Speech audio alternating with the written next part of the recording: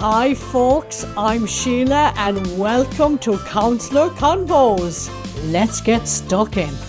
Hi folks, welcome to another episode of Counsellor Convos. And today we have the lovely guest of Vicky. Hello Vicky. Hello Sheila, nice to be on board. Be on board. Happy days. Vicky, if you'd be kind enough to introduce yourself to the listeners, please. I am Victoria Ann Spencer-Kibble. I know it's far too long, so that's why I shortened it down to VASK. It's just an acronym of my name. But VASK actually means to cleanse or wash. And as I am Scandinavian, I thought it was appropriate. Sounds fabulous. Love it. Do you want to say a bit about what you do then, Vicky, please? Of course. So I basically ask anyone to give me a symptom.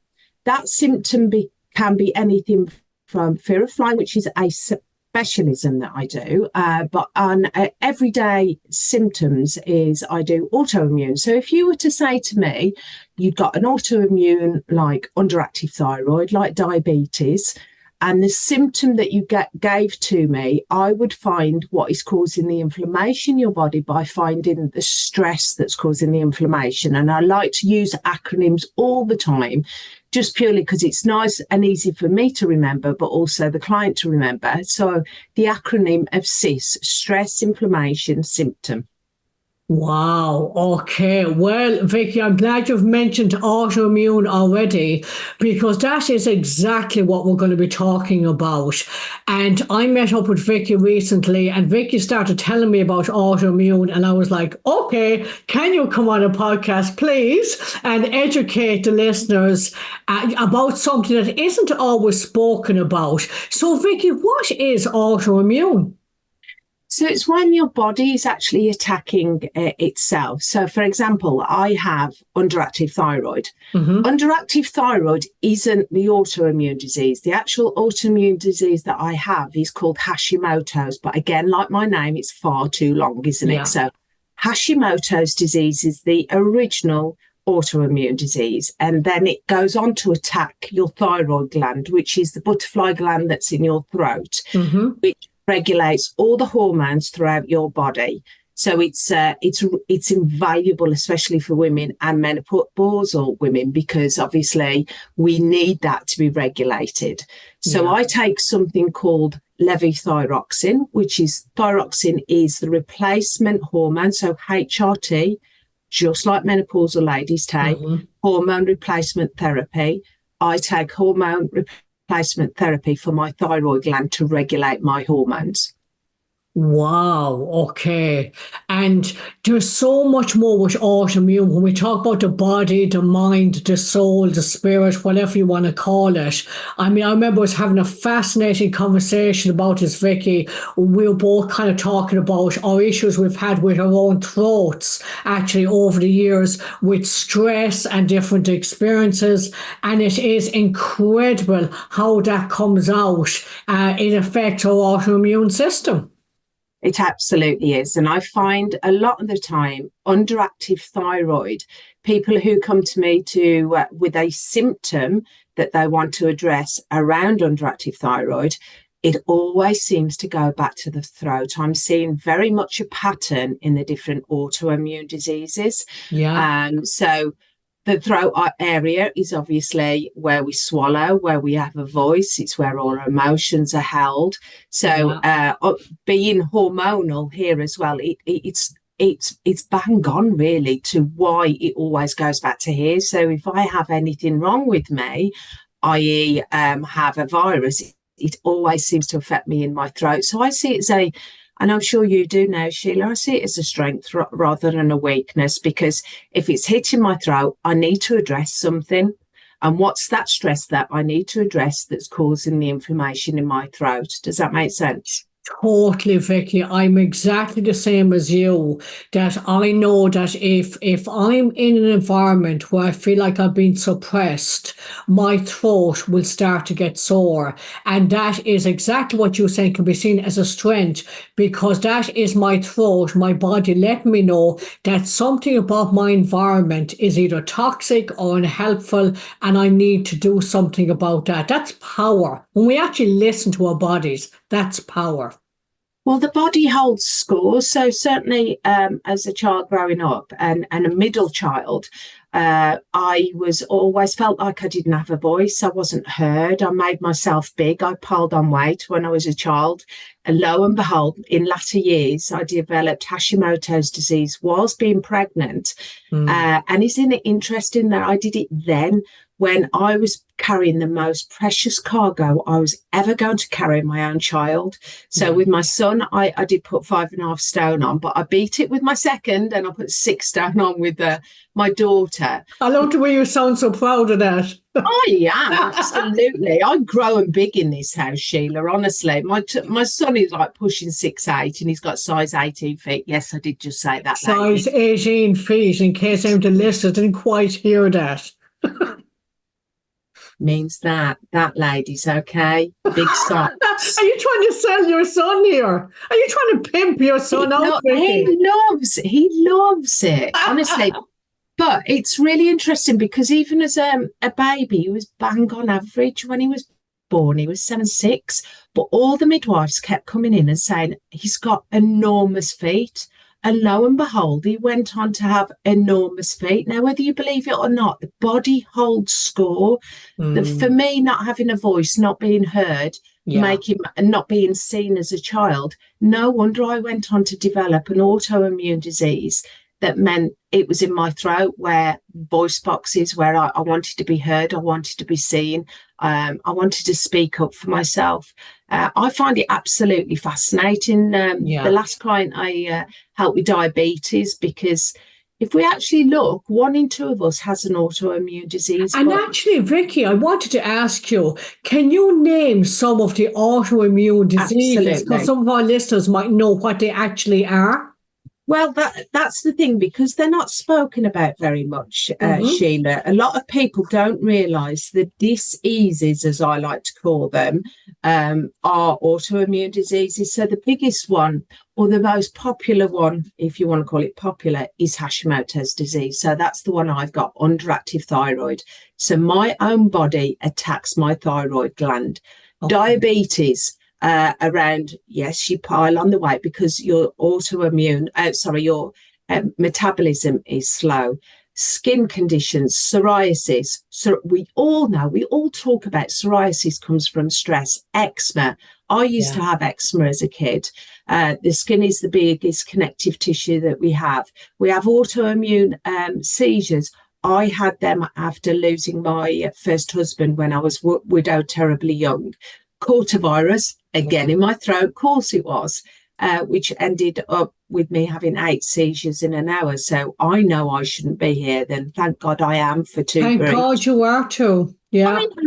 Thank you, Sheila. Yeah. What else have we got? We've got lupus. We've got rheumatoid arthritis. Oh my goodness, Sheila, I love doing rheumatoid arthritis because here's another acronym for you. Yeah. As long as you're men, that's a nice, easy one to remember as well, isn't it, girls? So as long as your medication, your exercise and your nutrition is on point, why have you still got symptoms?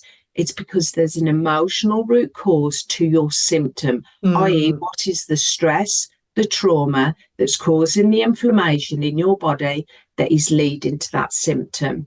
So we've got things like rheumatoid arthritis as well, aches and pains, fibromyalgia, all the things that, if I'm honest, you go to the doctors and they go, don't know what to do. They don't have a clue most of the time. And sorry, any doctors listen, that's just based on my own experience that there isn't enough education. But fibromyalgia, I come across that with so many of my clients.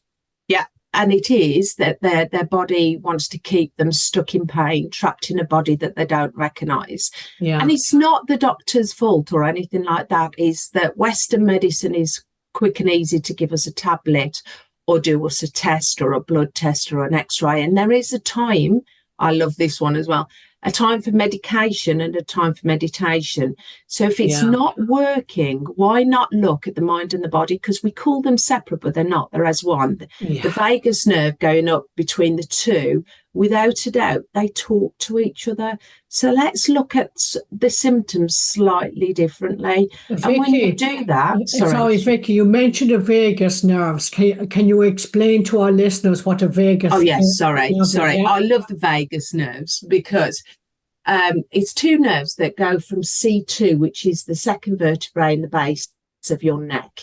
When those two main nerves go to every organ of our body, they regulate our autonomic nervous system or nervous system. That's what takes you away from fight or flight into freeze or fawn, which tends to not be discussed so much, over to rest and digest. But if we look at fight or flight, this is your stress, your anxiety, your depression, over to the rest and digest, which is feeling happy, feeling good enough, having self-worth, self-esteem is soaring.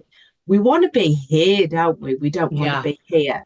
So when we regulate the nervous system, the vagus nerve has a lot to do with it. That's the nerves that actually regulate that ANS, again, another acronym, autonomic nervous system. Wow. I mean, it's just incredible, Vicky, as I'm listening to you and I think of my own practice with the psychotherapy, so much of this is linked. It's so linked. There isn't either or. And I believe as practitioners, whatever we're doing, I think it's important to have an open mind and to be open to all sorts of different therapies, a different education. And definitely, like I see that so many times, the knock-on effect to our bodies, like even Crohn's disease, I come across that a lot, which I'm sure you're going to tell me is another autoimmune disease. Yeah, it is. Crohn's disease, IBS, celiac disease. So we've kind of got the skin ones, which is psoriasis, vitiligo, eczema. Haven't done a vitiligo yet, but I'd love to. If there's anyone out there who'd love me to experiment with vitiligo, I'd love that one. Vitiligo. Yeah. Vicky, how do you even pronounce half of these terms? Well, I've got a name like Victoria Ann Spencer-Kibble. That's far too long. So I'm kind of over the hard pronunciation. See, I can't say that now. Pronunciation. So we've also got the blood autoimmune. So things like anemia, lack of iron. We've got the digestive system, which is IBS, Crohn's, celiac. We've got the hormones, which is thyroid, diabetes. The slows you right down. Your thoughts go slow, your systems go slow, both with thyroid and diabetes. You've got your nervous system. These are the big names now. So your nervous system autoimmune diseases like multiple sclerosis. I'm just going to say ME because I can't say that one. Sure, yeah. That allergic encephalitis, I want to say. Wow. We've also got the chronic fatigue syndrome, so CFS, and joints. But the ones that I see most of are underactive thyroid, rheumatoid arthritis, diabetes, and a lot of, and of course we've got asthma as well, the lungs, where having worked in a school for many years, after I flew for 14 years, I went into schooling for 13 years. Cannot tell you how many children have inhalers and they're locked in the school cabinet in their school, which they should be, but the children don't use them. It's because they think they've got to have that inhaler, but the amount of times they actually use them, there's a much quicker way, and that's using breath work with children. So, do you know what? I was going to ask you that, Vicky, actually. How do you work then? You know, these symptoms that you mentioned, when people go to you then for help, how do you help them? So I will literally say to them, okay, so you've got underactive thyroid. What's your main symptom? Because they spread out like a spider's web. So if I think about the lady I helped last week, being overweight, obviously if I was to stand up right now, you know I'm a tall girl, Sheila. I'm pushing 5'10", and shrinking with children of my height in this house. And a lot of people come to me for the weight gain. Now, when I was pregnant, my body piled on the weight because my mind and body worked together to protect that most precious cargo. Yeah. But did I need to hold on to that weight once I'd given birth? Because a lot of people are diagnosed with Hashimoto's disease, underactive thyroid, when they're pregnant. Okay. I dealt with the stress of, oh my goodness, I've got to keep this little being protected. The inflammation being the weight piling on, and the symptom being that I didn't need to carry that weight anymore, especially as at the time I was due to go back flying with my children. So that was a period of time when I was a flight supervisor for a British airline. And back then, Sheila, it was a different kettle of fish. Yeah. We used to have to wear a certain Elizabeth Arden lipstick. We had to be a certain height, a certain weight.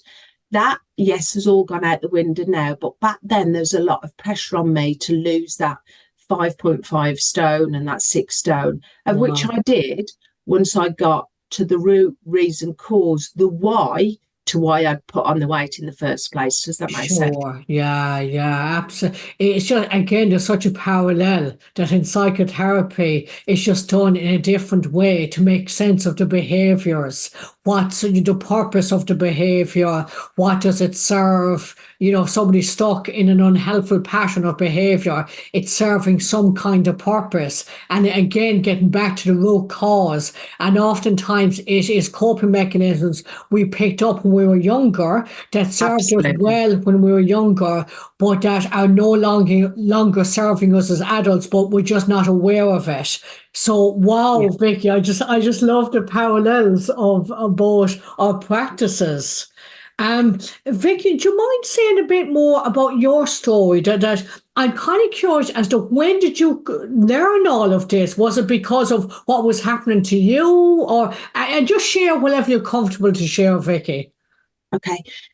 With me, I kind of grew up loving the ocean, and I went on to marry Carl, who was my first husband. Yeah. I am remarried. Don't worry, blind dates do work out. To my second husband, Stuart, who you know, Sheila. Yeah. So, Who's a great Irish dancer. I just want to put that out there. He is. He dances in other ways as well, Sheila. I bet he does, but that's a different podcast. That's after 2 a.m. Okay. So when I was married to Carl, I'd always been fascinated with the sky and the ocean. And we collided and we got on so well, and we traveled the world together. And he was a documentary, so he filmed. He actually passed away filming and leading a documentary commissioned by National Geographic on the Britannic, which is the sister ship to the Titanic. The reason why they chose Carl is because he'd done it twice before. This was his third time going back to the Britannic, which is a hospital ship. It's not a warship. People do get that incorrect. And because he was leading 17 countries on that expedition, I kind of feel that stress was, without a doubt, it's a silent killer. And he was looking after everyone else, and nobody was actually looking after him. And there's no bitterness or no angst or anything like that regarding that situation. But looking back now, he was doing too much. He should have slowed down a little bit. Okay. So because he passed away due to the bends, which is not enough oxygen to the brain, after I lost him, I was under that much pressure and that much stress. 18 months after losing him, on the 15th of November 2010, I had caught epiglottitis, which again is a virus of the throat. Of the throat, And I had, again, that strength.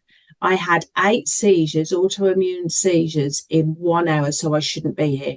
Epiglottitis is old-fashioned croup. It starts with a cough, but because I was here on my own, nobody heard the cough. Majority of children actually survive croup quite easily. 4 out of 5 in adulthood don't. I'm the 1/5 that I'm still here. Wow. Okay. Yeah. I know.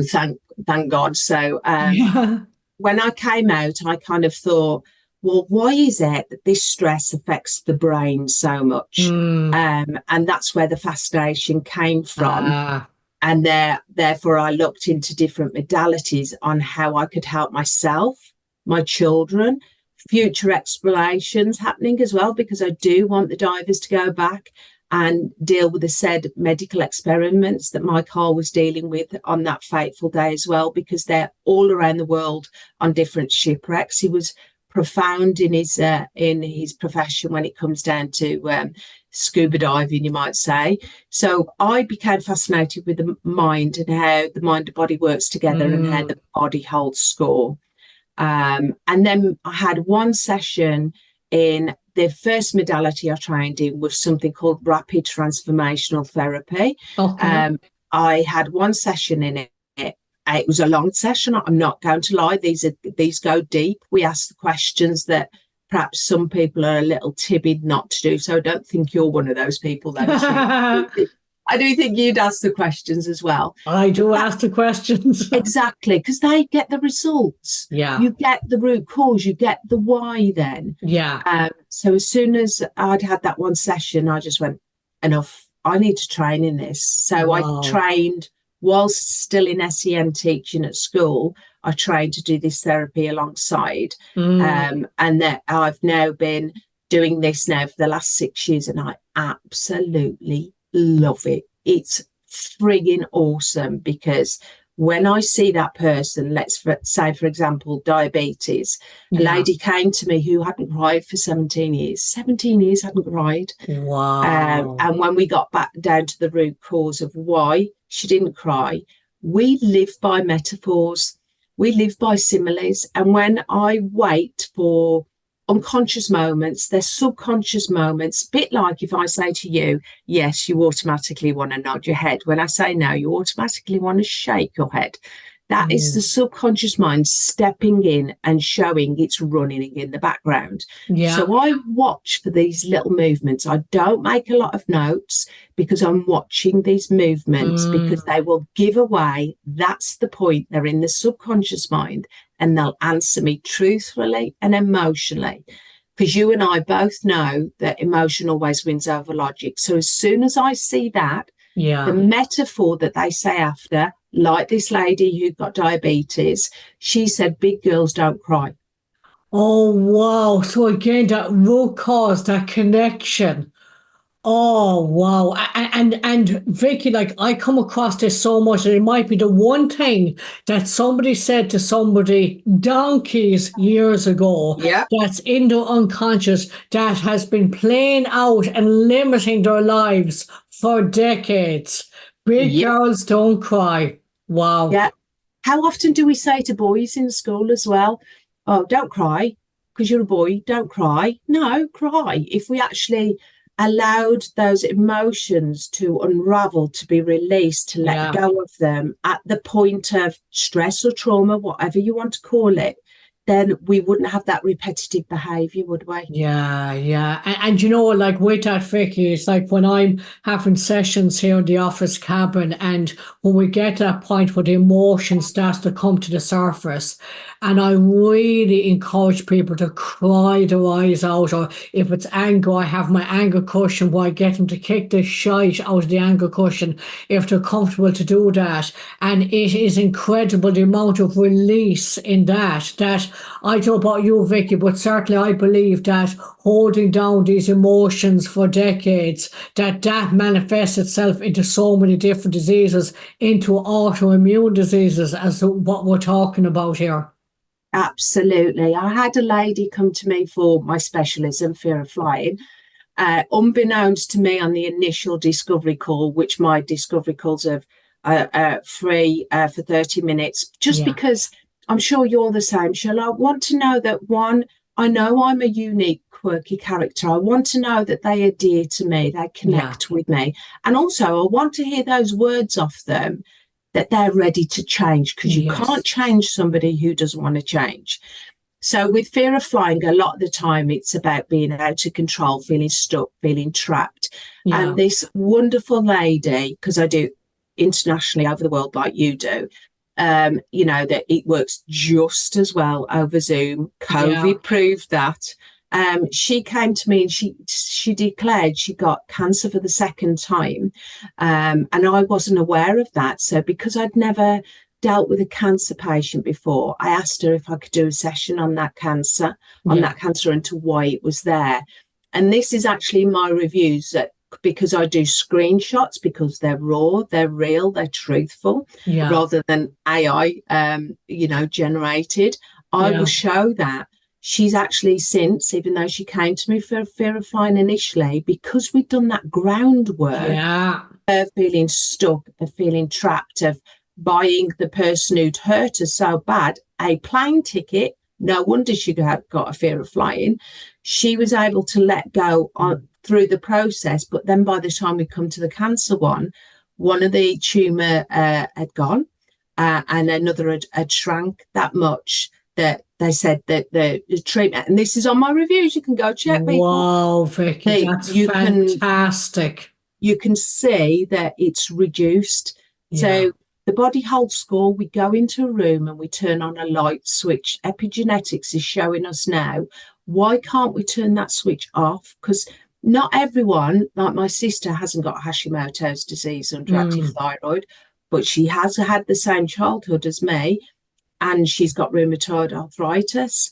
But it's to whether she's, open to what I do. If you're open to what I do, who cares what we need, where we need to go, Sheila, as long as we get the results. Yeah, I totally agree with you, Vicky. Like, I'm so open for that. With the person who is struggling, I'm always saying try different therapies. I'm like you as well, Vicky. I'm also very quirky. I'm not your typical psychotherapist, and I wouldn't want to be either. Nope. So I'm not going to be everybody's cup of tea, but that's absolutely fine, because I can't sit there and go, No, I'll get stuck in and really work with the person to get to where they want to be. Challenging and gently challenging them along the way. I don't frighten the shine out of them. Well, at least I haven't been told that in a testimonial yet.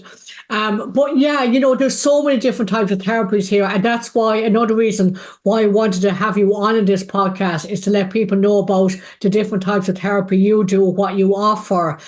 Because I really believe that, Vicky. I think if you're somebody that you're suffering and you want to change, there is so many different types of therapies to try out there. There is something for everyone. Yeah. There's a time for medication and there's a time for meditation. Meditation meaning the therapy. If you break your arm, of course you need a painkiller because you've broken your arm. But you need to have the stress in that joint where you broke it for years to come. Or like fear of flying, and let's face it, look at the aeroplane, the movie itself, it is a aeroplane tied in a knot.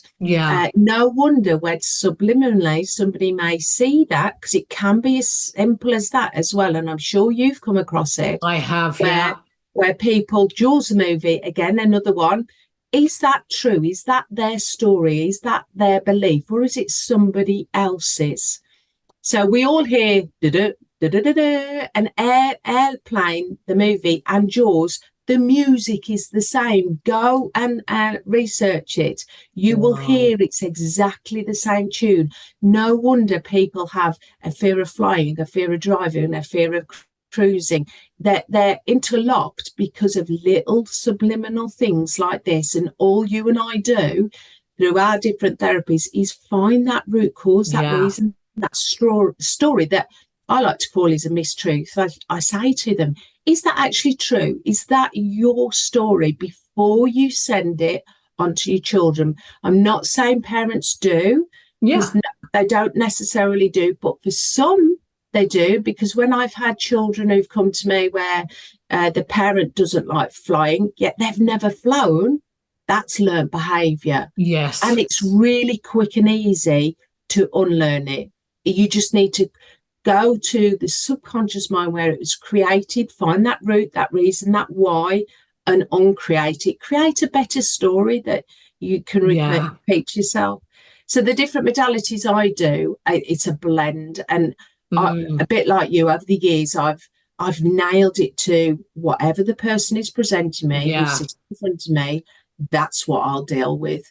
Who would go to the talk therapy? It has its place. Don't get me wrong, it really does. But who would pick up normally on big girls don't cry? You've got to really be listening. Be silent to listen. Those two words have exactly the same letters in them. There's a reason for that. It's also the same as tinsel, but we're not going there. So silent, and that's the teacher in me. Be silent to listen. And when you're silent, when you notice those little moments, because we do things like this, we'll do things like this. Yeah. I had a famous footballer that I asked them not to cross their legs, and he actually kicked out with his left leg. That left leg actually took him out of his England career. It was why he was so angry. And he's gone on to be a coach himself now within that industry, because he let go of something that was keeping him stuck, keeping him trapped, keeping him angry. And had I missed that little moment, the subconscious mind going, she's got you. See that little kick? I wouldn't. And if it was under a table, I wouldn't have been able to see that to unravel it. I say the words, unravel your travel fear all the time if it's fear of flying. How do I unravel it? How do I untie that knot that you've got going on up here? Because the body will tell me.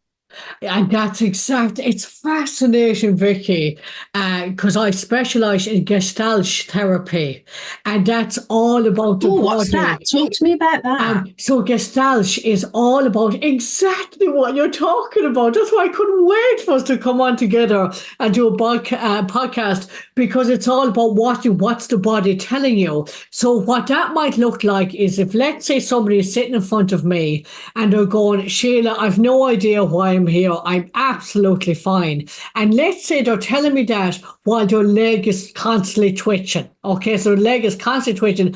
And I might say to them, I hear you, I hear what you say, that everything's absolutely fine. At the same time, I'm just noticing your leg twitching as you're saying that. And I'm just curious that if your leg had a voice, what would it say? Exactly. Yeah. Exactly. Yeah. And as soon as if you didn't pick up on that, there's the root cause right there.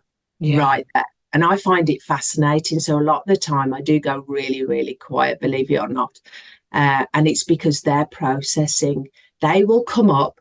My opinion doesn't matter, Sheila. It's what's going on in their head. If they created it, let them come up with the tools and techniques to uncreate it. I don't give people homework. I may give them a recording, and it is in a free flow recording. Yeah. It's not a script or anything like that, because it's their words, i.e. I would say in there, big girls don't cry. I would flip that on its head and use a different language so they could reframe, because I'm sure you come across those people who are either instant change, progressive accumulative change, or retroactive. The majority have instant weight lifted off their shoulders, or they're progressive accumulative, so they might need a little bit of help. That's because mind loves what's familiar, and if you haven't stepped on a plane for 15 years, it's not familiar, so they might need a bit of progressive accumulative help to get there as well. Does that make sense? Absolutely, Vicky. It is absolutely fascinating. Like, the similarities is absolutely fascinating in both our work. Just again, just go back to the body, the messages. Some of what you were saying, Vicky, reminded me of PTSD, and it was like when you said about the body keeps score. And I remember that as part of my training in PTSD, that even though you're living your life, a lot of people tend to compartmentalize stuff, and they kind of think it happened years ago. It's nothing to do with me. It doesn't affect me now. I'm taking good look at that, because oftentimes it might be delayed grief or delayed trauma that I'm coming across in the counselling room. So again, it's going back to what's this really all about? Because I know when somebody presents with a certain issue, it's usually nothing to do with that issue. It's usually completely something else as we break down the layers. It is fascinating. And I suppose that's the thing, Vicky, is that like my own personal belief, I think everybody should go to therapy, whatever, pick your choice, whatever type of therapy you want to do, because there's so much that we're unaware of that we take into our futures, into our relationships. It becomes limiting negative beliefs. There's like, we all have the capacity to be truly happy, despite all the shite, excuse my French, that's going out, going on in the world. Like for me, I don't watch the news, not because I don't care, it's because I care too much. So again, it's kind of learning ways to, I don't know, to really connect to your potential. I really believe we all have the capability to be genuinely happy. And I know that is for me. I know I've learned, I've gone through so much therapy to achieve the happiness I have now. Absolutely, because I love my mum to bits, and I'm blessed to still have her with me. But she was a war child, so she's a scrimper and a saver. Yeah. And of course, I've learnt that off her as well. So there's people might call it a money block or anything or something like that. Yeah. Is it, or is it just that that's what I've learnt because that's what I grew up around? So, for example, let's go with tired, exhausted, fatigued. So you've never, you can't sleep. You're always taking nana naps, or I like to call them disco naps because disco means you're getting up to have a little disco afterwards. Okay. Broken sleep, that kind of thing. Yeah. But it may come down to the root cause that you never felt loved as a child, or you weren't of value as much as your siblings. And unless people are ready to address that change, you cannot change them, but it's there. And they can pass it on to their children. If we're, for example, with me, I was always the biggest one. Not anymore, sorry people, but being a middle child and always being the chubby one, I knew exactly why I was chubby, and now I'm actually the slimmest, and I have a dis-ease that tells me, or the society tells me I should be overweight. And I'm not. I'm a UK size 12, which for me at 5'10", I'm more than happy with, as long as it's fit and healthy. I've been a size 16, 18. I was fit and healthy still, but in here, it didn't feel right for me. Does that make sense? Absolutely, Vicky. It's funny actually how size and identity and all of that really comes into play. Like again, I think it's getting to know you, your experiences, and then when you've got all that information, you'll then know what place you're coming from. So for me, I'm a very happy size 16 to 18. Sometimes I'm a 20, sometimes I'm a 14, very rarely. But I'm a firm believer in kind of owning it, and I love being a voluptuous woman. I really pride myself on that. But I know that that's genuine. Like, so I know I'm overweight, and I'm choosing to be overweight, and I'm very happy with that. And I'm a very fit woman. So it's kind of a case of that. It's great just to get to know you, and then then the way you are. If you're happy with that, happy days. Absolutely. But another thing that I'm seeing now as well, things like Raynaud's disease, which is cold hands and feet. They don't like cold exposure. Now, I know people will hate me for this one, but Raynaud's disease, through the stress and trauma that I went through as a child, I didn't want to feel. My hands would go so cold and blue and white, and it's painful and it's awful. It's an awful dis-ease. Now, I was never actually diagnosed with Raynaud's disease because it's, again, these autoimmune diseases overlap each other. So with that cold exposure, believe it or not, just by giving yourself that cold exposure, so you ignite that vagus nerve and take it over from fight or flight into rest and digest, you produce that cold exposure, that Raynaud's disease, that cold tingling, can't feel my fingertips, because it's right pain in the arse when you're trying to type on your mobile phone and your fingers that numb, especially when I've got to like identify myself and my thumb's that numb, it won't identify myself. It's like that. And I see a lot of people now stepping out and saying, what can I do for that? There's lots of free advice I can give you that will improve that, because it's a bit like jumping in a swimming pool on holiday and you go, And then before you know it, you go, oh, actually, it's really nice. I don't want to get out anymore. That Yeah. is you resetting your vagus nerve. So there's ways to do it. And I open water swim as well. So Yeah. having done that for years, I know there's ways to regulate your vagus nerve, but you might have to go a little bit deeper to eliminate it or reverse it altogether. Because why is it that you don't want to feel? Absolutely. Like the body is, Vicky, the body is fantastic like that. Like, in therapy, that we're seen as a coping mechanism that the body is trying to protect you. There's always reasons for it, not necessarily negative, just positive, amazing, life-saving reasons as to why your body, sometimes you feel it's going against you, but it's working with you. It's not panic attacks, it's protections attacks because it's trying to tell you there's something wrong. So again, you're changing the narrative. I mean, Vicky, there's so much we could talk about, but unfortunately, we're coming towards the end. Vicky, where can people find you? If somebody's listening to you and thinking, I need to go and see Vicky, where can they find you? Give me the unusual symptoms. That's what I say. Throw me something. Give me a challenge. That's what I love. I like the deep, dark, rooted stuff that people are a little bit scared of, but they're in safe hands because I've been there myself. Yeah. I lost my hair, and when you first met me, Sheila, I got short, spiky blonde hair, hadn't I? A bit like Pink, the pop star.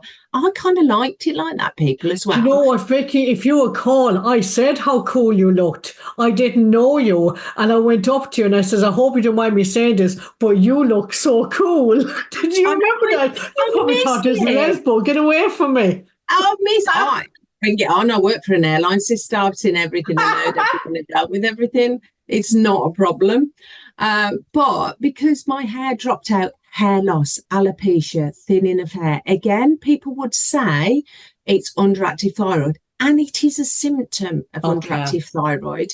But I lost my husband. I was widowed at 37. Yeah. The stress that came at me for the next 18 months till my body went, nah, enough now. We're going to give you seizures. So you're going to stop dead in your tracks and you're going to listen to us. That hair loss, it literally dropped out overnight. So it has its advantages because I'm hairless, literally, but I have managed to keep it on my head and my eyebrows. But I'm proving a point at the moment because my daughter said, will you grow your hair, mummy, for me? And I went, yeah, I will, just to prove a point that you don't have to be a symptom of a disease that absolutely, Vicky. You don't have to be defined by it. Vicky, where can people find you? Oh, sorry. Yes, we did go off on with it again. I'm so sorry. So yes, I'm on Instagram, I'm on Facebook, I'm on LinkedIn. My _ VASK therapy, just keep it nice and simple. It's all the same. VASK therapy on Facebook.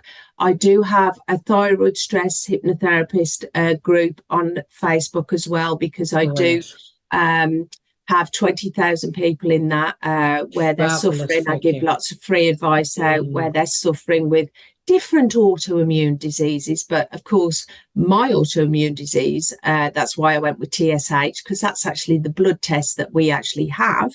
So thyroid stress hypnotherapist, we have to see if we have an unregulated underactive thyroid. So I'm VASK therapy everywhere you go. I've got a web page, everything, but even on Google, go and look at my Google reviews. Crime Watch. Will you come up on Crime Watch, Vicky? Just pixelated, a bit like that. Just ignore that page. I'm okay with that. I'm okay with that because as long as I get the results, I don't care. You don't care, Vicky. I love it. I love your attitude. I think that's probably why we were kind of drawn towards each other, Vicky. I was like, I like her over there. I'm going to have a chat with her. She's as batshit crazy as me. Lovely. What is normal? Normal's boring, Vicky. Yeah, normal is boring. We're all unique, different. Let's all be ourselves. And when people are like, underactive thyroid to me, and I go, yep. And it's because it shuts them straight down because remember, I've dealt with a symptom that bothered me. It doesn't bother other people, but it bothered me. My hair loss bothered me at the time, but then I adjusted to it. So I did kind of like that short, spiky blonde. Oh, yeah, it's cool. I think you look cool anyway. I think I fucking right. You're just a cool chick. Now, listen, you're starting to use bad language, so we definitely need to come to the end. I've realised that I've gotten as much out of you before a load of bad language comes out. So I think we'll bring this to an end, okay? We'll bring this to an end, Vicky, before it gets out of hand. Vicky, thank you so much for your time today. And look, anybody listening to this, please share your own experiences if you're happy to do so. If there's anything you found with autoimmune diseases that you've learned along the way, because I'm a firm believer, nobody's the expert here. We're all just helping each other here. So please feel free to comment. And this is obviously going to be my YouTube channel. So subscribe and be part of my mental wealth community, as I like to call it. Vicky, thank you so much. My pleasure, honestly. It's been a delight. You are delicious, delightful, and divine. I'll take that. Okay. See you, Vicky. All right. Thank you for watching Counsellor Convos with Sheila McMahon. If you've enjoyed this video, consider subscribing to the channel.